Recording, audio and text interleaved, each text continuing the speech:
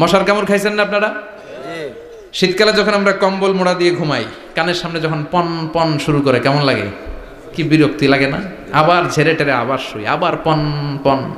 তো পন পনের আওয়াজই আমাকে সহ্য হয় না। ওই মশা নাকি দিয়ে ঢুকে দিকে কামড়া, ওই বেড়ার কেমন লাগে? কথা কন। নাকের ভিতর দিয়ে মশা ঢুকে ভিতরে কুটকুট কুটকুট করে কামড় মারে। এই কামড় খাইয়া নমরুদ এবার নাচানাচি শুরু করছে। I M A disco dancer. Or dance দেখে সবাই হাসে, একেবারে I M A disco dancer.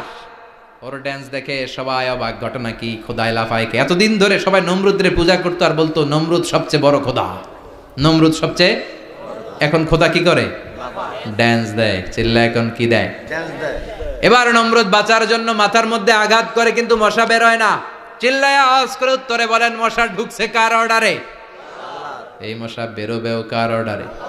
মাথার মধ্যে আঘাত করে ঘুষি মারে, কিল মারে, কিন্তু মশা বের হয় না।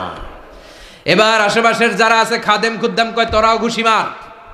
খাদেম খুদ্দাম মনে মনে কয় আজীবন অনেক মারছস, আজকে আমরা মারুম। সুযোগ পায়া কিলের উপর কিল আর ঘুষি। আজীবন অনেক কাজ করাইছস আমাদেরকে দিয়ে, অনেক জুলুম করেছিস, আজকে সুযোগ পাইছে মতো মাইরা লই। খাদেম খুদ্দাম ওরাও কিল ঘুষি। ঘুষাইতে ঘুষাইতে চেহারার মানচিত্র পাল্টাই দিছে, মাগার মশা বের হয় না। এই মশা ঢুকছে কার আদেশে? কথা কন। এই মশাটা যদি বেরোতে হয় অর্ডার লাগবে একজনের। চিৎকার করে বলেন চিনি কে? নিজেও মারে, বেরোয় না। খাদেম খুদ্দামরা মাথার মধ্যে কিল ঘুষি মারে, বেরোয় না। নমরুদ কয় এবার আমারে জুতা মার। কি মার? আমরা পরি প্লাস্টিকের জুতা, বাটার জুতা, অ্যাপেক্সের জুতা। আগে পড়তো খরমের জুতা। খরমের জুতা বানাই কি দিয়া? কথা কন। এবার কাঠের জুতা দিয়া খাদেম খুদ্দামরা মাথার মধ্যে বাড়ি। পিটাইতে পিটাইতে মাথাটাকে ফাটিয়ে রক্তাক্ত করে জামিনের মধ্যে নমরুদরে শুইয়ে দিয়েছে। আর আল্লাহর সৈনিক সেই বাউদা মশা নাকের ভেতর থেকে শূন্যে উড়াল মেরেছে। চিল্লায় পড়েন আল্লাহু আকবার। তার মানে এত শক্তিশালী হয়েও, গোটা বিশ্বের রাজা হয়েও নমরুদের ক্ষমতা নমরুদরে বাঁচাতে পারে নাই। চিল্লায় পড়েন ঠিক কিনা? এজন্য ক্ষমতা কাউরে বাঁচাতে পারে না, দাপট কাউরে বাঁচাতে পারে না, অহংকার কাউরে বাঁচাতে পারে না, সৈন্যবাহিনী কাউরে বাঁচাতে পারে না। বাঁচাতে পারে একজন। চিৎকার করে বলতে হবে তিনি কে? পৃথিবীতে কেউ তো স্থায়ী হয় না, হোক না সে ফেরাউন কিবা নমরুদ। কেউ ভাবে চিরদিন রয় না, কেউ ভাবে চিরকাল রয় না। পৃথিবীতে কেউ স্থায়ী হয় না, হোক না সে ফেরাউন কিবা নমরুদ। কেউ ভাবে চিরদিন রয় না। চিল্লা এখন ঠিক কিনা?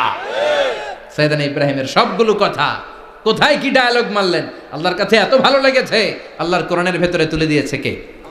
আবার তিনি যতগুলো দোয়া জীবনে করেছেন সব কবুল করেছে কে?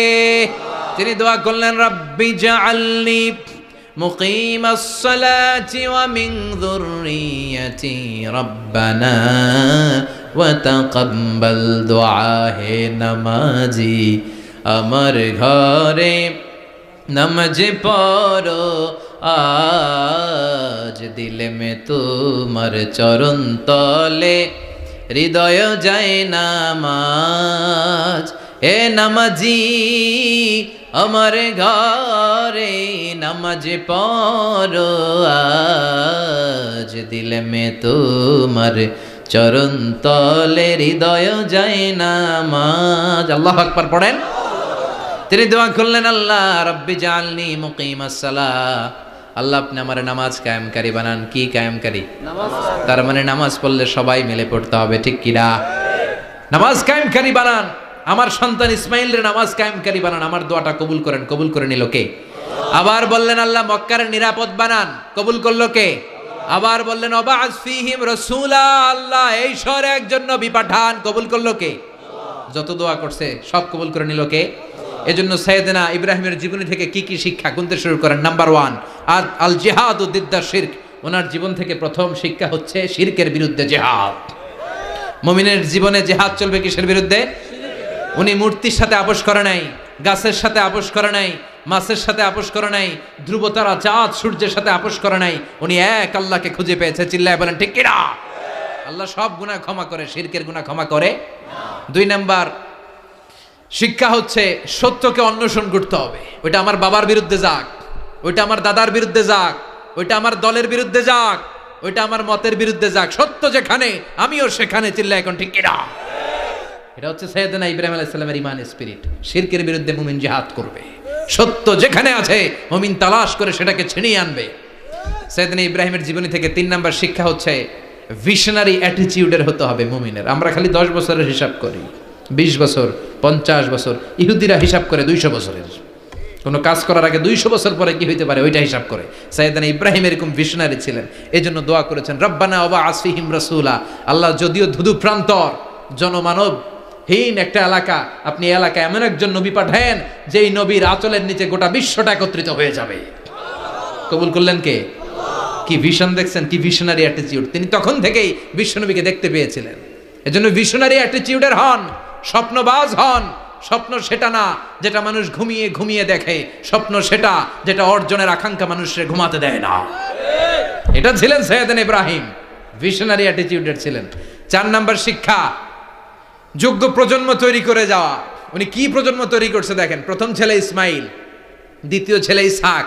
ইসহাকের চ্যানেলে বনি ইসরাইলের সব নবীরা আসলো, আর এই চ্যানেলে বিশ্ব নবী আসলো। তার মানে বাপকা বেটা সিপাহিকা ঘোড়া। প্রজন্ম তৈরির দরকার আছে না নাই? শিরকের বিরুদ্ধে লড়াইয়ের দরকার আছে না নাই? আর নবীদেরকে মডেল হিসেবে মানার দরকার আছে না নাই? আমাদের মডেল কি কবিরা না নবীরা? নায়করা না নবীরা? নেতা নেত্রীরা না নবীরা? আমরা যেন নবীদেরকে মডেল হিসেবে মেনে জান্নাতে উপযুক্ত হতে পারে। আল্লাহ তুমি তৌফিক দান করো। আরো জোরে পড়ি আমিন। যতগুলো কথা বলেছি কোরআন সুন্নাহর আলোকে বলেছি, বানিয়ে কিছু বলি নাই। তারপরেও আমার মনের অজান্তে কোনো মিস ইনফরমেশন যদি আমার মুখ উঠতেছেন কেন? এটা কোন বেদাত চালু করছেন আপনারা? হ্যাঁ, এটা খুব বড় বেয়াদবি। বসেন 2 ঘন্টা যার সামনে লেকচার শুনলেন, এর পিঠ দিয়ে চলে যায়। এগুলো পাইছেন কোথায় আপনারা? কারো আলোচনার সময় এগুলো করবেন না, একসাথে বিদায় নেবেন। কথা বলেন। আপনি এখানে কোরআনের দার্সে এসেছেন, কোরআন থেকে দার্স হয়েছে, আপনি হৃদয়টারে আলোকিত করেছেন, আপনি ভদ্রভাবে একসাথে বিদায় নেবেন। যদি ঘোষণা আসে সেন্ট্রালি যে আমরা বিদায় নিচ্ছি, বিদায় নেবেন। যদি ঘোষণা আছে দোয়া নিয়ে বিদায় নেবেন। বক্তা আলোচনা শেষ না করতেই ওঠা বসা, এটা কোত্থেকে শিখেছেন? এটা ঠিক না। এই অ্যাটিটিউড পাল্টান। সাইয়েদনা ইব্রাহিমের সৈনিক যারা, এরা এরকম হতে পারে না। বিশ্বনবীর উম্মত যারা, তারা এরকম করতে পারে না। আল আদাবু ফাওকা কুল্লি শাই, ভদ্রতা সবকিছুর উপরে। ভদ্রতা সবকিছুর উপরে। আমরা যেন মুআদ্দাব হই, আদব বলা হই। আল্লাহ তুমি আমাদেরকে বোঝার তৌফিক দান করো। নবীরা যে শিক্ষা, যে উপমা, যে মেসাল আমাদের জন্য রেখে গেলেন, আমরা যেন এগুলো আমল করে জীবনটারে আলোকিত করতে পারি, তৌফিক দান করো। সাইয়েদনা ইব্রাহিমের জীবনী গ্রন্থ ঘরে থাকা চাই। আমি দেদারসে আলোচনা করে যাই না, আমি বাড়ির কাজ দিয়ে যাই। সাইয়েদনা ইব্রাহিমের জীবনীর একটা গ্রন্থ, ওনার বায়োগ্রাফি অফ সাইয়েদনা ইব্রাহিম আলাইহিস সালামের একটা জীবনী গ্রন্থ আমাদের ঘরে থাকার দরকার আছে না নাই? কিনতে রাজি আছেন সবাই? পড়তে রাজি আছেন? নিজে পড়বেন, আলোকিত হবেন, এই ধরনের বই অন্যকে উপহার দিবেন, সমাজটাও আলোকিত হবে, ঠিক কিনা? আল্লাহ আমাদের সবাইকে তুমি বোঝার তৌফিক দান করো। সুবহানাকাল্লাহুম্মা বিহামদিকা আশহাদু আল্লা ইলাহা ইল্লা আনতা আস্তাগফিরুকা ওয়া আতুবু ইলাইক।